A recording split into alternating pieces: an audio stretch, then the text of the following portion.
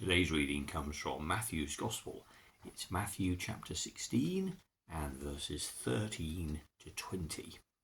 And it is the famous Caesarea Philippi event found in Matthew, Mark and Luke. But this is Matthew's version. Jesus went to the territory near the town of Caesarea Philippi, where he asked his disciples, "Who do people say the Son of Man is?" "Some say John the Baptist," they answered. "Others say Elijah, while others say Jeremiah or some other prophet." "What about you?" he asked them. "Who do you say I am?" Simon Peter answered, "You are the Messiah, the Son of the living God." "Good for you, Simon, son of John," answered Jesus. "For this truth did not come to you from any human being, but it was given to you directly by my Father in heaven. And so I tell you, Peter, you are a rock, and on this rock foundation I will build my church, and not even death will be able to overcome it. I will give you the keys of the kingdom of heaven. What you prohibit on earth will be prohibited in heaven, and what you permit on earth will be permitted in heaven." Then Jesus ordered his disciples not to tell anyone that he was the Messiah. The story, as I mentioned, is in Matthew, Mark and Luke, and they all have the same bare bones of a story. Jesus asks the disciples, "Who do people say that I am?"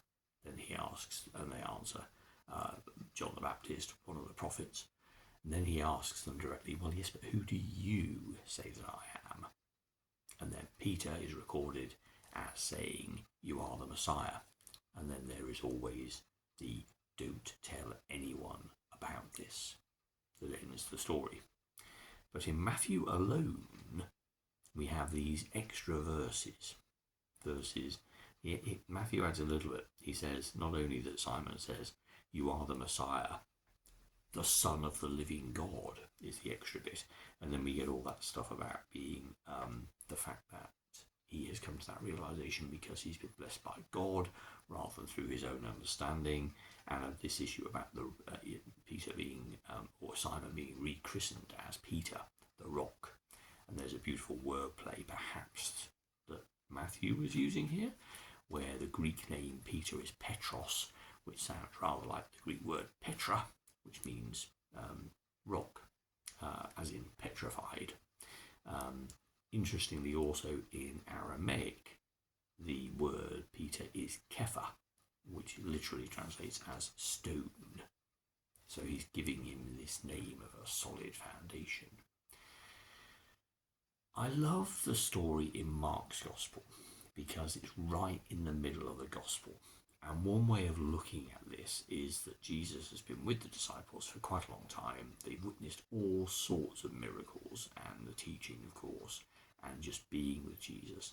And up until that point, they kind of follow and don't quite make the admission of who Jesus is, which of course is the central question to all of the Gospels. Who is this person, Jesus? And yet there in the middle of Mark's Gospel is the Caesarea Philippi event when the world seems to turn because Simon actually comes from the 12 and says, "You are the Messiah." And at that point you can almost say they get it. But of course they don't, because all sorts of things happen after that where they don't understand what Jesus is saying, notably his 3 times telling them that he's going to die and then be raised again, and how they disbelieve that and push back on that. And I find it very interesting that it's not in John's Gospel, because John isn't interested in the progression of the disciples. His whole theme is seeing is not believing, and it's not until we get to Mary at the empty tomb and Thomas in the upper room that we actually get to understand that understanding who Jesus is has very little to do with what you perceive through your eyes. That's a different journey. But in Matthew, then, these extra verses go on to talk about Peter, the rock upon which he'll build his church. But for me, looking at this passage again this year, it is that final verse which jumps out at me, which is in all three Gospels. Jesus ordered his disciples not to tell anyone that he was the Messiah. Because I think, you see, the disciples hadn't come to an ultimate conclusion. They had an insight, and as Jesus makes clear in Matthew's account, this was a God-given insight. There was a moment when Peter finally stepped away from his own impetuous behaviour and his own focus on what was going to happen and his own desires, his own thoughts, stepped back and just saw what was going on and was able to say in that moment, "You are, I see it now, you are the Messiah," which is not meaning that his faith was an absolute by any means at all, but it was a little glint of the kingdom of heaven breaking into Peter's heart, or rather him letting that into his heart so that it informed his language. You are the Messiah. I see it in that moment on that day. But the fact that Jesus then says to them all, don't tell anyone about this, I think is really interesting, because to me that suggests that if they had gone about saying this to other people, it would have created all sorts of misunderstandings. Because again, God coming in human form in Jesus isn't just a piece of information. It was a fact, but it wasn't a fact that people could attest to because they couldn't see it with their own eyes. They had to experience it. And so to be told, this man here, he's the Messiah, especially given the context of the time when that word was so loaded with political overtones, and at the time when the people of Israel, of course, were an occupied nation under the authority and rule of the Roman Empire. It was an incendiary title. People claiming to be kings were likely to be put to death, as indeed Jesus himself ended up being. You don't go around shouting that from the rooftops. This is a personal understanding, a moment of grace. And what the others thought, who knows? Most likely they thought, I can buy into that too. But what do they think about Peter for saying it? What do they think about Jesus for saying those things about Peter? We don't know.